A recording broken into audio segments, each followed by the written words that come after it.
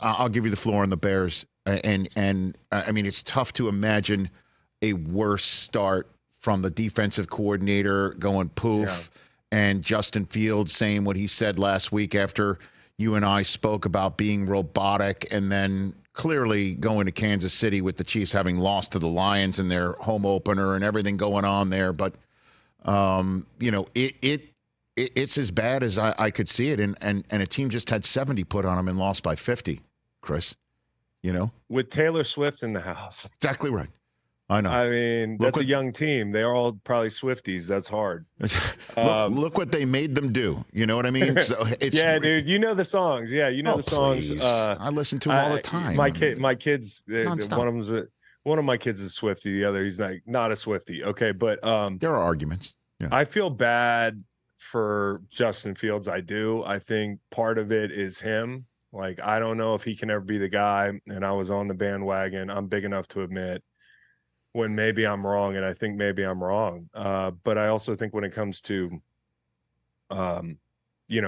draft picks and the context with which they enter the league, this is not a formula for success. He's obviously not being coached well enough to feel like he can be aggressive. His head's messed up, you can tell. And they're just not a good team. They remind me of a lot of teams I was on, the Garrett Bowles type Rams teams, where you take the field every Sunday and you're just like, we're going to lose. How hard do we fight? That's the only question. And it's already gut check time. I've been in buildings like that where if you've never been in an NFL building on a Monday that's playing the way the Bears have, there is no more stressful place in American sports. And I feel for those guys getting off that plane, having to go back into work. You got no D coordinator. Kansas City just hung 40 on you. The quarterback's probably not the guy. And I can remember arguing with Bears fans because I'm like, Justin's the guy. They know better. They've been going through this since, post 85. They're like, we're holding on to that one.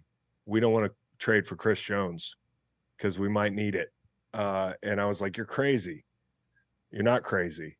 You're miserable, and you should be. And you're good at being miserable, and you see it coming a mile away. I totally feel for you. You guys don't get enough credit. Jets fans get a ton of credit for putting on a brave face.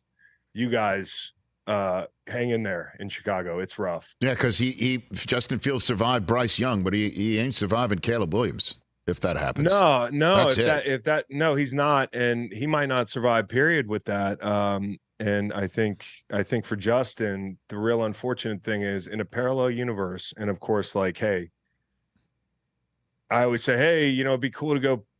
I could have got drafted 2. Got drafted 2. We go 1-15, 2-14, all that stuff. If I'd have fell to, 7, the Pats are there. How does your career go?